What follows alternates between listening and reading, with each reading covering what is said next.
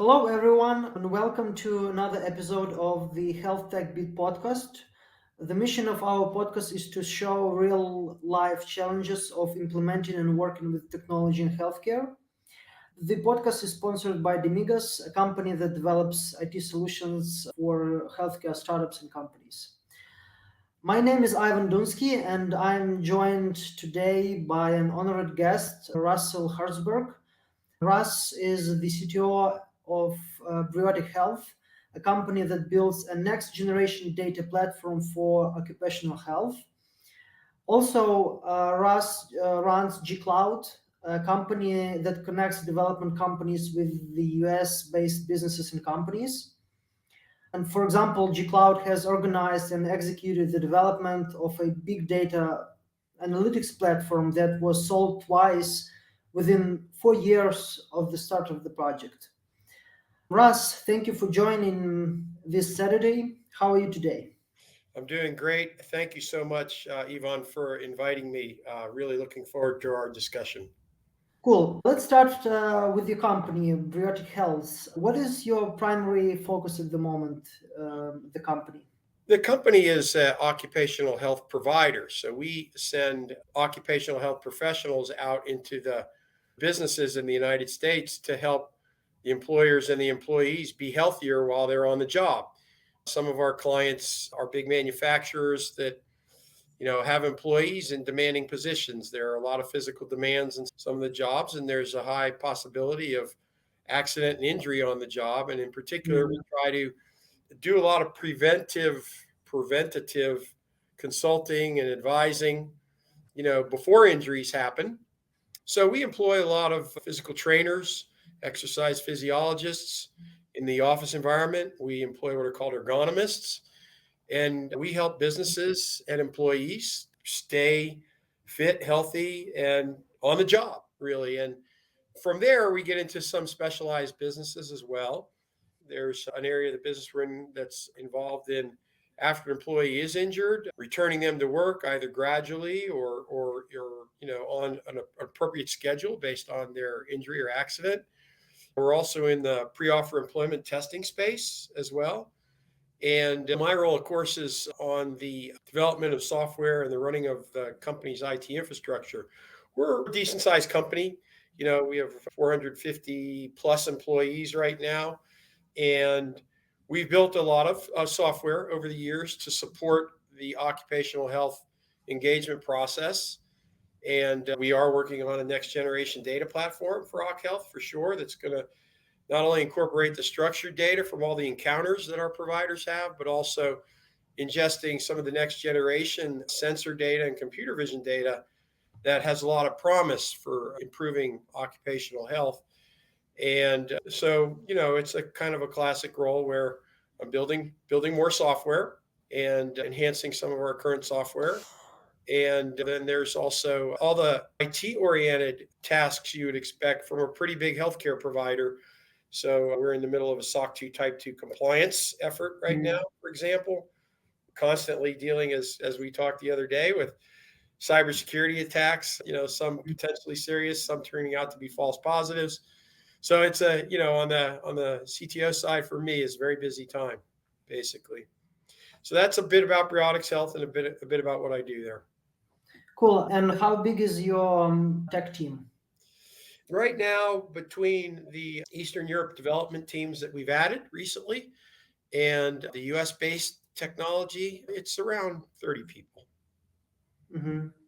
So, do you already have product managers who help you with the project's prioritization and so on? Yeah, we do. We have a number of people that are in a product management like role. We're really more of an agile shop. So we have, I would say, two types of product management roles now on our teams. We have subject matter expert, clinical healthcare domain experts Of course. who are product owners on the teams. And then we have people that typically play a scrum master and classical project management type role. And I think that I would describe our product management as split between those two functions, if that makes sense. Yeah, sure. And can you share what is your strategy on delivering projects? So how do you, when they are ready, how do you deliver that and like use it with the real users? Yeah. Do- In a Sometimes. company of our size, I do have I'll call it the luxury of having a customer base, and Mhm. some of the customer base is engaged with our organization, and therefore we're able to move them onto some of these new platforms in a controlled a release controlled testing cycle that I would say a startup or early stage company often does not have that kind of luxury. Therefore, it's a lot harder for the pre-revenue company and even the early stage company to get effective testing in the market. We, on the other hand, have these close relationships with some of our biggest customers. We've been working with them for several years. We can share with them where we're at on our roadmap as it evolves and as we get closer to maybe releasing a beta version of the platform, and we can, you know, kind of effectively manage and control that release cycle by getting real feedback from some of our biggest customers. And again, that is a luxury of a more established company, and that's what I want to take advantage of. I mean, last thing in the world I want to do is try to start 5 beta tests in the say later stages of an MVP type release and wind up with 4 of them not even using the software or not being a very good fit for the software, right? Now, that's not the case here at Briotix Health. As these new software solutions are ready to go to market, we know full well that a couple of our biggest customers really want to use the software, what they're going to be doing in the software. And, we know we're going to get a lot of use. In some cases, some of the projects I'm working on, we're refactoring and rewriting a prior system. So we're going to be migrating all the data from the prior version of the system to the new version that we're developing. And they just get a lot of use during the beta test. So that I think, like I said, is an advantage of being a more established company. Yeah, sure. But do you have kind of a framework of metrics? How do you measure if clients would use the system? Or yeah, how that? That brings up a couple of different methodologies you can think about. For sure, you want to build into your software solution usage analysis. Some people might call it clickstream analysis, but you really want to know what parts of your application are being used by Mm. what users and what roles. Obviously, most modern software as a service solutions have a fairly elaborate way of establishing different roles in the system. Everything from kind of a super user admin down to just a casual end user has limited access to a limited amount of data, limited set of functions. So you do want to be able to do usage analysis by user. So that's kind of looking at it from the inside, right? From the inside of your software solution. Do you mean like things like heat maps? Yeah. Right? Yeah. Mhm. Heat map would be taking a step up to the analytic view of all of that clickstream data or user Mhm. usage data. And the heat map might show the most popular area of the application by the number of users that were using it and the amount of clicks they took in that particular area of the application. The heat map might also show an area of your application that you thought was really important that nobody visits at all, or it gets visited once a month for 10 seconds, right? And so that tells you something, right? And that's, like I said, that's the inside view, and a data driven view and an important view for sure. And that's a mandate throughout our organization to build that kind of analysis into everything we're working on. I also think, though, you have to be willing to take a completely different view on that question. You know, the perceptions of your key end users or your customer executives on how the adoption of your software is going may have nothing at all to do with the real data that you can see from your inside view of your own platform, but that might be really, really important. A key executive from the customer side might have a 5-minute conversation with a key user who isn't getting some need met, and you could have a problem. So it's unfortunately, in the real world of adoption, it's not always a nice, neat mathematical data-driven case. A lot of other things can happen that aren't that organized and that easily analyzed. So You mean adoption within the organization? yeah, adoption within the client organization. Sure, you might have 20 or 30 users that are banging away at it, but you could still also have 2 or 3 key users that aren't getting their needs met. Yeah. And you wouldn't be able to see that necessarily from the heat map of your usage analysis, right? But that could just as easily, to use an American idiom, sink your battleship at that client. And can you share how you validate that your solutions meet all the pain points, let's say, of all key stakeholders? Well, we have a client management organization. A lot of decent sized companies have. And the client management organization is kind of constantly probing the key client constituents and stakeholders and finding out if they're happy. Again, some of them might be happy based on metrics. Some of them might have some very narrow, very specific requirement or need they're looking to have fulfilled from the platform. And all they care about is whether you're fulfilling that need or requirement at the level they expect it to be fulfilled at. So that's engaged in customer engagement in kind of constantly sampling the key constituents on the customer and finding out how happy they are. And you can do that with you can do that in taking them to lunch. Everything from taking the person to lunch to electronic survey methods and everything Yeah. in between. So that's a little bit of an art form. I mean, I think certainly data is good there. Getting surveys and also looking at your usage analysis data is good. But as I said earlier, you also have to be engaged on the qualitative side of that, and the relationship also is very important. So Yeah, especially when a solution influences different parts of the organization, and yeah. that's right. Let's jump on another topic. So when we spoke another day, you mentioned that you worked on many EMR implementations. Yeah. So what are typical mistakes healthcare providers make when implementing a new EMR solution?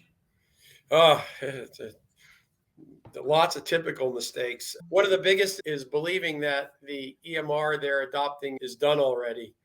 Every EMR solution is going to require ongoing data integration. And some of the EMR platforms are better at it than others. Some of the EMR platforms, for example, are relatively newer technologically, and have defined API integration methods, exposing their APIs to help companies get data out of their platform, consuming APIs so they can bring data into their platform. And some as you may know, some of those API integration methods are easier to work with than others. And so one of the biggest mistakes, in summary, on the end user client side, is to underestimate the effort and the time that's going to go into the necessary data integrations, whether that's integrating electronic prescriptions for drug order fulfillment, or whether that's importing an initial set of users, a bulk import of users to the system. Hundreds of users in a system, you don't want to key enter each one of their information one at a time. So that's another integration that has to happen often at the beginning. Laboratory management systems and work related to samples of blood, samples of urine, all those kinds of things are often data integrations that need to take place. And typically the patient that's being tracked in an EMR EHR will have had other encounters with your own providers or perhaps other providers, and some of that encounter data you'd really like to have, right? So that you have what we call continuity of care. And so there's just really this endlessly long list of data integration that needs to be done. And that's one big problem. I'd say a second general problem area is user training and user adoption. People in the clinical healthcare environment are experts at care, right? Care management, delivering care to people. And the EMR and EHR is shaping how they do their work, moment to moment, hour to hour basis throughout a workday. And that shaping process can be bumpy. They may have used a system before or no system that still run into that. And now they're being fit into a workflow that's pretty rigid. It's electronic. It's step by step. You have to Yeah. adapt to the way the software works and how it has you work. And Follow the process. so that's also a common problem is user adoption. That's another problem with EMRs and EHRs. And I think honestly, in the United States, maybe the third problem is that as a whole, we do have EMR, EHR vendors that have been around since the beginning of electronic medical records, and they may have missed a generation or two or three of technological enhancement to their platform. So we have a number of pretty well-known EMR companies, both in the acute care segment and then in some of the niche segments like long-term post-acute care, which is the skilled nursing facilities for the elderly in the United States, or the segment I'm in now, occupational health. We have vendors in those segments that are effectively still selling and supporting technology from the 1990s. Client server technology. I ran into an EMR platform in a project I'm working on just recently. It's not based on modern database technology. Everything is stored in files. It's an ISAM. It's an index sequential access method based EMR. Every user is running a full client, and everything is stored on a network file server. So there are older technologies. I ran into a similar situation to that in long-term post-acute care also. I did a number of data integration projects for a platform that was very old and has 25% of that market, roughly, believe it or not. And, Wow. in the States, I think there's 17,000 skilled nursing facilities. So think about that. So here you have a major provider segment in the United States, and a quarter of the electronic medical records implementations are running on a really old technology, right? And that has security implications, that has challenges for data integration, and it has opportunity, obviously, for some of the companies that you and I know really well that are focused on building more modern software solutions for the healthcare market, right?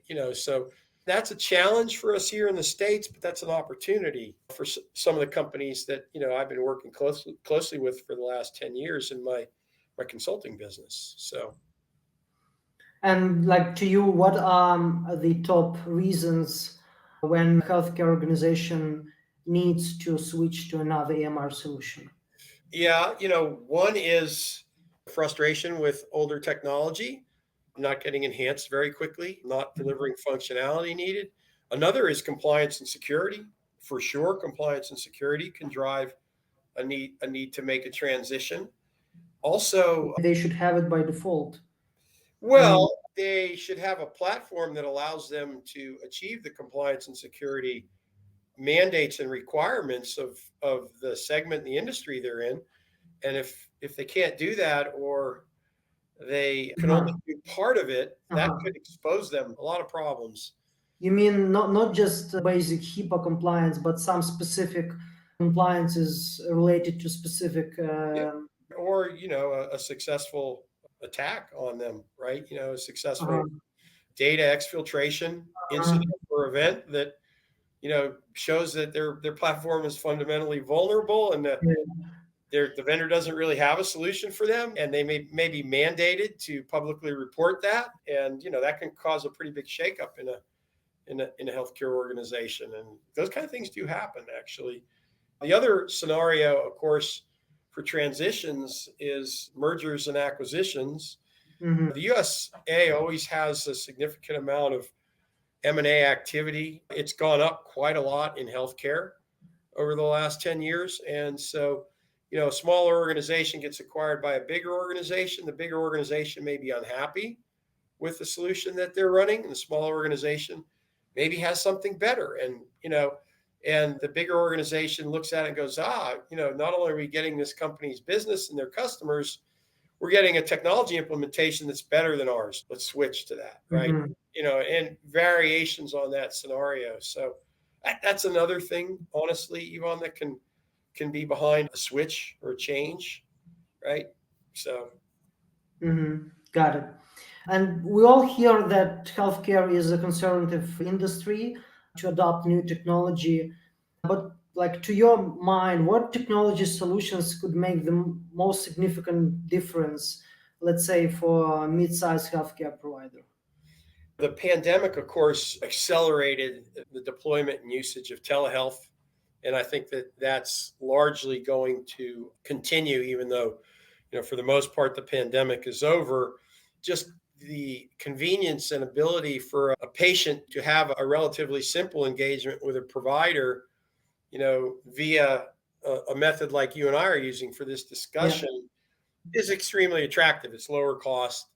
Mm-hmm. Obviously, there are times where the physician needs to observe the patient physically and be with the patient for 5 minutes or 10 minutes or 15 minutes and do some physical hands-on assessments and then develop the soap notes related to that assessment. But that's for more, acute or more serious illness, health problems. There are a lot of routine situations where, getting in your car or getting on a train or getting in an Uber and going to the provider and waiting and having the office visit is just, it's a lot of lost time for you. And, if you eliminate all of that and just schedule a telehealth session and explain what's going on, and maybe all you really need is a prescription to antibiotics or a renewal of some prescription for some topical thing, on the skin or whatever. And that's just better practice, that saves time for the provider, it saves time for the patient, it reduces cost for healthcare provision in the system wide. So, telehealth is here to stay. There are, a lot of different ways for the EMR providers, for example, to deliver integrated telehealth, everything from API based integrations with platforms like Zoom to open source approaches to integrating all that functionality into a platform. So I think that's here to stay. There's a lot of work there. There's a lot more work going to go on there. So that would be one. And then there's interesting niche things, something that that have discussed now twice actually recently. You're probably familiar with the story of Calendly, actually, as I understand it. That was a small Ukraine development company that built that little utility that Yes. allows you to expose your personal calendar, and other people can essentially self schedule themselves into your calendar for meetings, and you can expose that. And the same concept is likely to gain popularity with the scheduling of healthcare appointments. Mhm. And so the group calendar function, supporting a patient population scheduling themselves for either in-person meetings or telehealth sessions is coming. And I'm seeing, a number of needs and requirements for that. And companies, EMR companies, are either in process of building that or will be in the near future. And again, that's just a logical next step, right? That makes things more efficient, takes some cost out of the healthcare provision system. The other area that, I'm of course very, very interested in Occ Health is tracking the movements of employees who are engaged in everything from, moving around between 3 different office locations on the day and needing to maintain a good upright posture, to employees in a manufacturing environment who are doing heavy pushing, heavy lifting, and are at higher risk of different kinds of musculoskeletal injuries, right? And using richer data from those kinds of situations to deliver better healthcare, to maybe predict increasing risk of injury. Just a number of different use cases and scenarios for that new rich data that we're starting to be able to get more of. So that's another future area that I'm pretty excited about, and we're doing some interesting testing with some of the new sensors, wearable sensors, right? And we do have some computer vision projects as well that are all in that area. So that's another kind of cool next generation tech area in healthcare. Don't you think that the people would be somehow unhappy that they are measured all the time? That's an issue, of course, and that it's an employee and union issue. We have a number of unionized clients right now, and significant parts of American industry are unionized. So the union has a stakeholder role in determining whether Yeah. employees should be allowed to be monitored in such a fashion. And the employer, though, and the employee are typically very aligned, unless something goes wrong, on wanting better health for the workforce, right? See, if you work for somebody, you don't want to get injured, presumably. I mean, there's always the, oh, get injured, win a big lawsuit mindset. We have a little of that in the US too. But for the most part, that's not the way people think. People think, hey, I've got a nice job, like working in this job. Mm.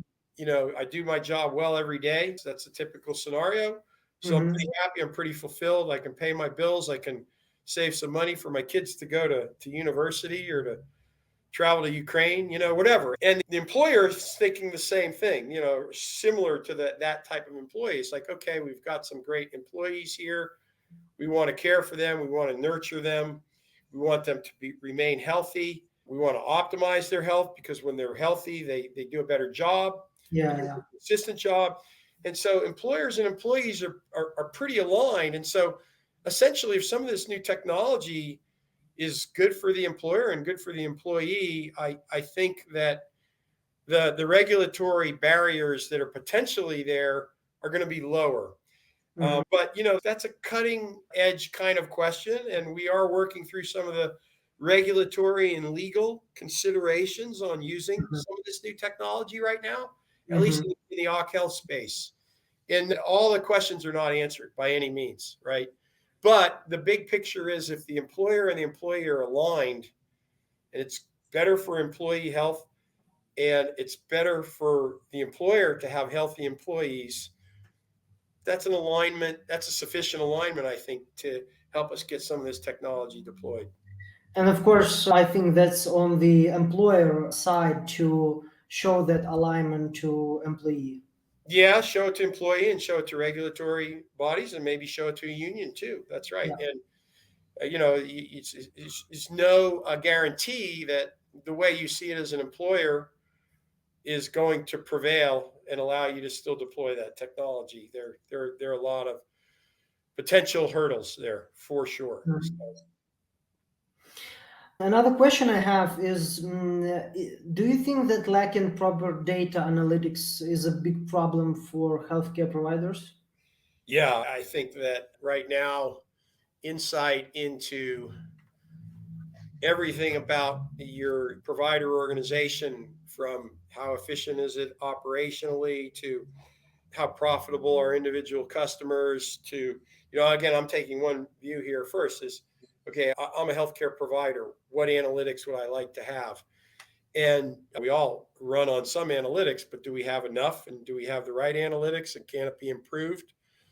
We don't have enough. We have some of the right analytics, and by all means there's a huge amount of room for improvement. So that's a provider perspective. If you take it to the individual patient perspective, that's a hat I can put on very easily. I had some elderly parents, they both passed, but I went through the process of their declining health fairly recently and got a Mhm. real perspective on what that's like for an aging elderly person, both from the perspective of my parents, who I was very close to, and then the perspective of building software for long-term post-acute care. And at the end of their lives, both of my parents were engaged to some extent with those types of providers. And at that time, I was working on the technology for long-term post-acute care. So from a patient perspective, there's just a huge amount of information that you wish you had that you don't have when you're engaged with the healthcare system. And that's everything from, okay, over the last 5 years, let's say you went to two different allergists. Can you look at an integrated view of what the two different allergists learned about you? Or let's say you have a chronic mild skin condition and you've seen four different dermatologists, right? Well, three of those dermatologists have three different EMRs and one didn't have an EMR at all. Mhm. What chance do you have of getting a consistent, a set of tests and assessments back from four different dermatologists? And maybe the latest one is recommending to you a new biologic medication that requires you get all kinds of strange diagnostic tests before you can even use it, right? Well, what is the doctor telling me to do? If he tells me to do X, I'll do X. Some of us have been, maybe more engaged in the healthcare system as from the patient perspective. And maybe you're thinking it's a little more complex than just listen to one doctor. Maybe you're thinking that you need to do your own research about the condition, right? So maybe you're factoring in a doctor's recommendation, another doctor's recommendation, your own research and uncertainty before you're going, okay, oh, cool, I'll take that new biologic, that was just invented in some labs, using DNA modification technology or whatever, right? And the analytics or even the gathering of the information that you'd like to do from the patient side to do a highly informed analysis, it doesn't exist. You can't get that really. So you're left with a fragmented, at least in the US healthcare system, which is its own kind of Byzantium, if you will, or its own balkanized situation. When you get older, you have Medicare-based healthcare provision. While you're younger, you're typically in a healthcare plan coming from an employer. You have all these different types of specialties, hospitalization when you're seriously ill, but all sorts of unique specialties for unique conditions. Dermatologists, chiropractors, orthopedics, on and on and on. There's lots of specialized segments. And so over the course of your lifetime, you're in this Byzantine type system. You don't have an integrated view at all of your various healthcare conditions and your health situations. So that is a challenge for us to do effective analytics. And so there's a huge demand, I guess I would say, for analytics, because with all that confusion and all those different types of providers and all that lack of integration in the individual patient's basic healthcare records, there's an unlimited need to integrate that data and then analyze it. So the demand for healthcare data integration and analytics, at least in the USA market, where we have this very fragmented system, it's fragmented in terms of how healthcare is paid for. It's fragmented in terms of how healthcare is provided. In that environment, it's unlimited demand, frankly, for the technology that helps with healthcare data integration and healthcare analytics. It is a very big ongoing opportunity area.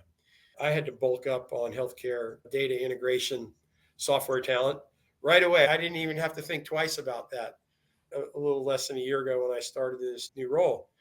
I knew, just from my experience in the last 12 or so years, that the demand on my organization for healthcare data integration was going to be vast and increasing at all times. Just was inevitable. Is it a demand for specific technical skills on how to integrate with specific, API systems? Yeah, it's certainly, you're looking for experienced engineers in particular technology stacks that have done API integrations. Mhm. In some cases, simply consumed other APIs, so an ability to assess a set of API endpoints and then develop a consumption module for that API, right? And those API endpoints. But there are also cases where you need to design and develop an API to expose your own data, right? To API consumers coming from other systems, right?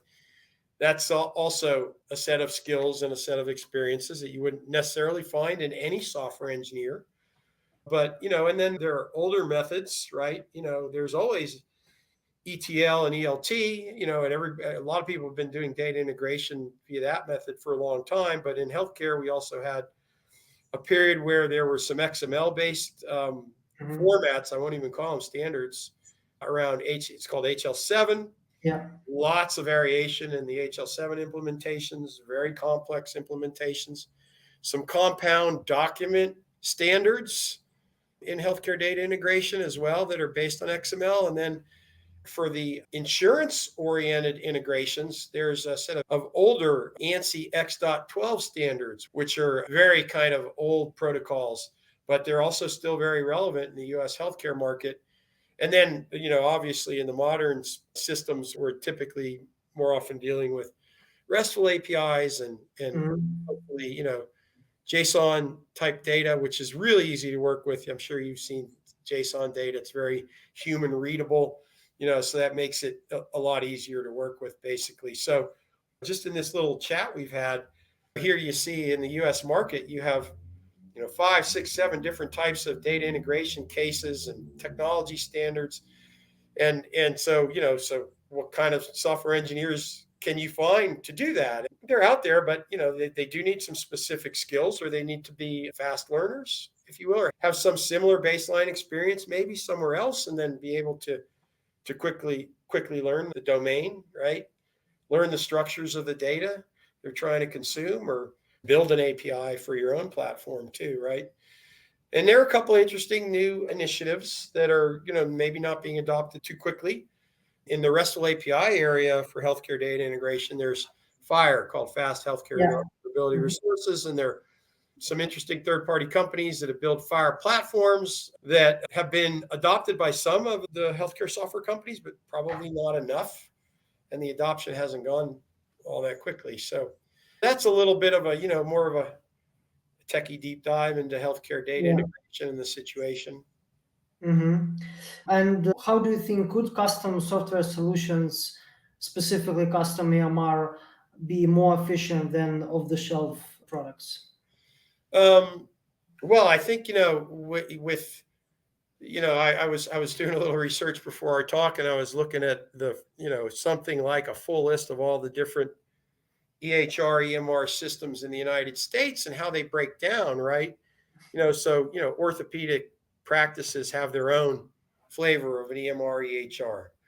Dermatologists maybe have their own flavor of an EMR EHR. Chiropractors are not MDs, but chiropractors, if they get to be bigger practice, have their own flavor of something like an EMR EHR, where, again, some of the concepts are the same. Somebody walks in the door, that's an encounter, and you gather some basic demographic information on an encounter. But then as far as the treatments go and the treatment workflow and the follow-up, each one of those types of practices is different, right? So I guess I would say to you that those unique provider segments all need a custom solution, right?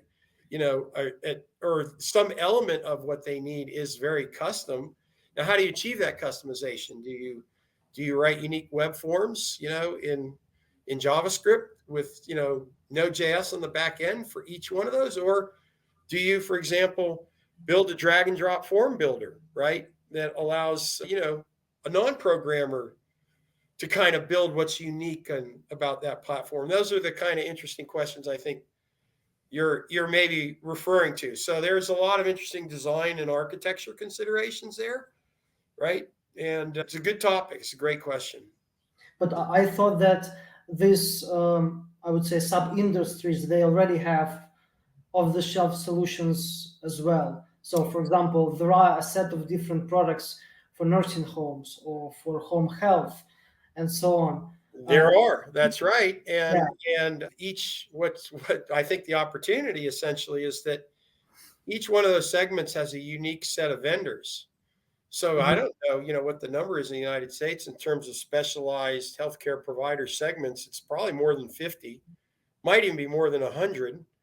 And everybody knows about the big providers in acute care, which is basically our hospital system, companies like Epic and Cerner, Allscripts.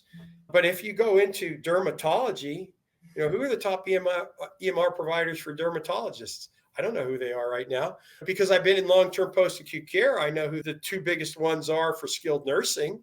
I happen to know that off the top of my head. But, who are the biggest EMR EHR providers for chiropractors or, physical therapy? I mean, there's a very great company in Eastern Europe called Raintree that specializes in therapy, but then there are therapy EMR solutions for long-term post-acute care too. So it is really a very, very fragmented market on the EMR provider side. And as I said, some of the companies are very much legacy. They're solutions from 25, 30 years ago. And they're emerging companies. They're early stage companies, right?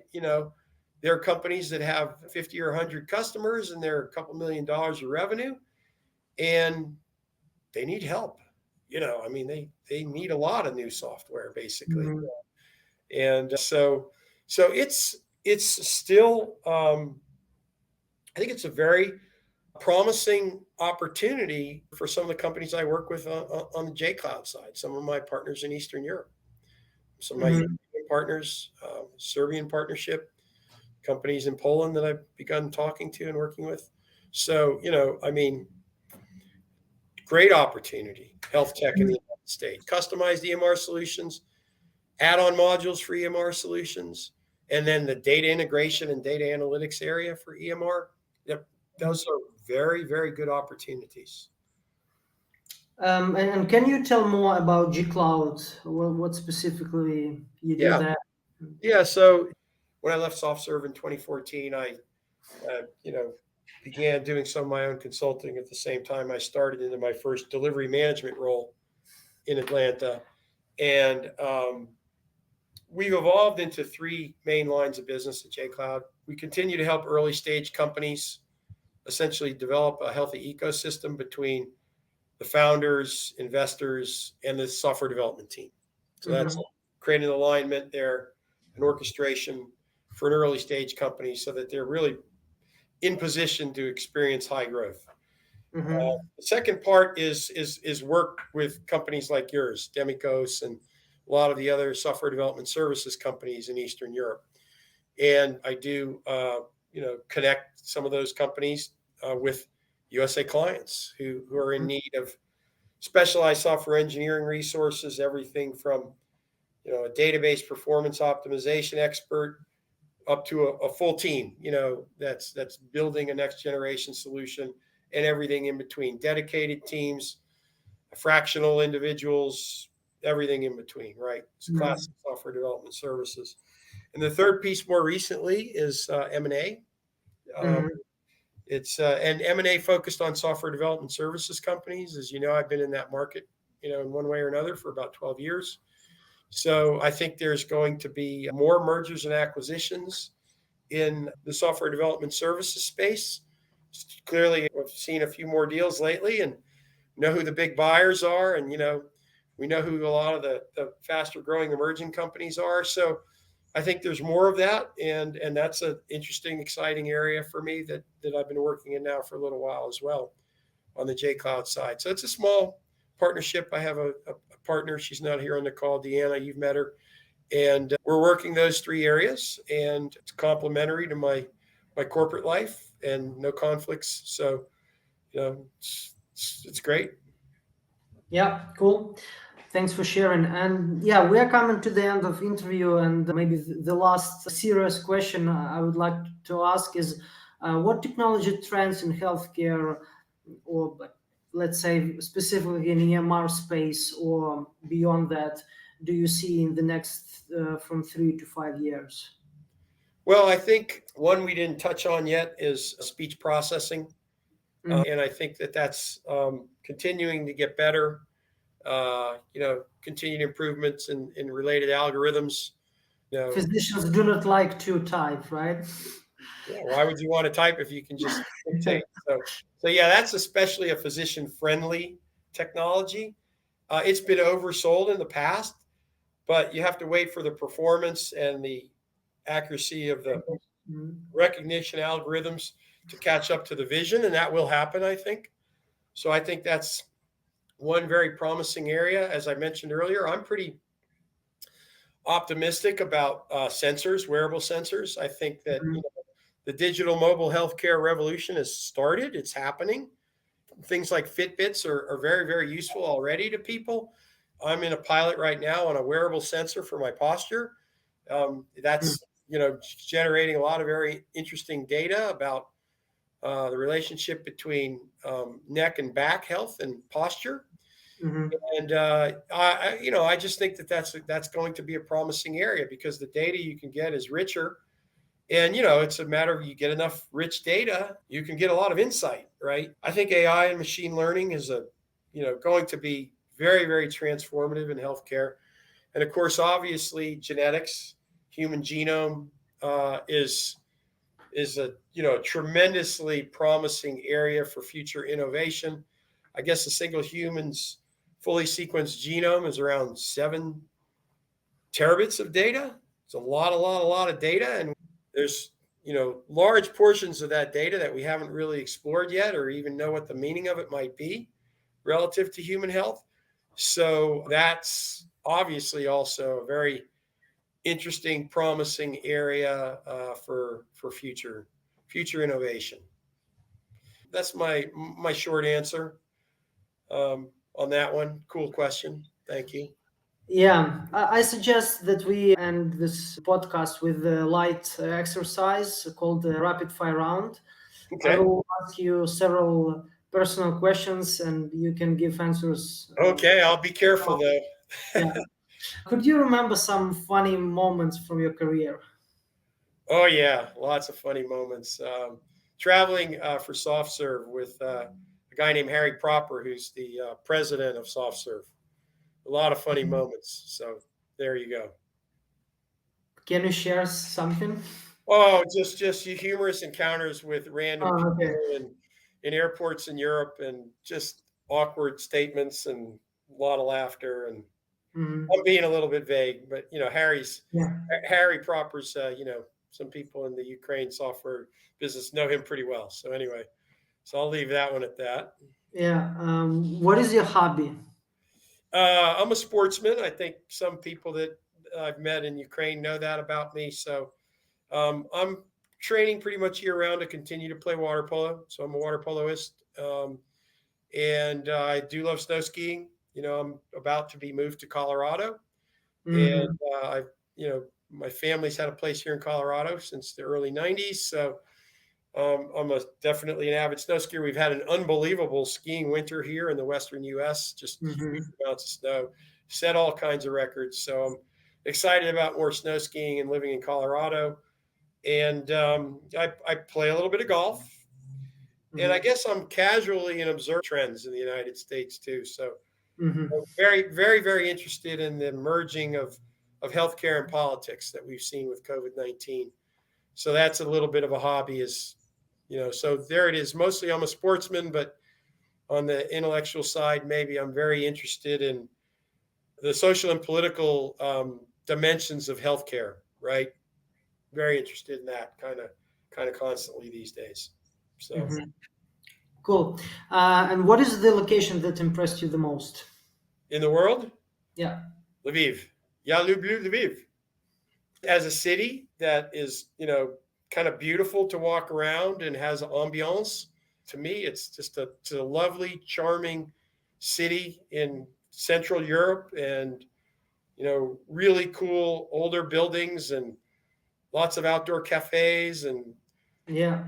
lots of history, lots of tradition. Yeah, Lviv is Yeah. amazing. The center of Lviv is great. Yeah. Yeah, yeah, exactly. City center. It's amazing. And what is the piece of advice you would give to your 20-year-old self? uh, learn to listen better. Shut up more and listen better. Yeah, cool. Yeah, I think it's a great thing to end today's interview. Okay. Thank you, Russ, for your time and for sharing so much about healthcare, about technology in healthcare, and of course the trends and the MR world. So yeah, thank you for sharing your unique perspective on that. Before we finish, what is the best way to contact you? I think you can use my Gmail email address. Mhm. Uh, if it's related to Jcloud, that's Russell Hertzberg at gmail.com. RussellHertzberg at gmail.com. And if it's related to my CTO role in occupational health, that would be Briotix. So russ.hertzberg at briotix.com. russ.hertzberg at briotix.com. Cool. Yeah, we will leave it in the resources section. Thank you, Russ. Thank you, listeners, and we will catch up on next episodes. Fantastic, Ivan. Good to see you. Thank you so much for this. Enjoyed the chat today. See you soon.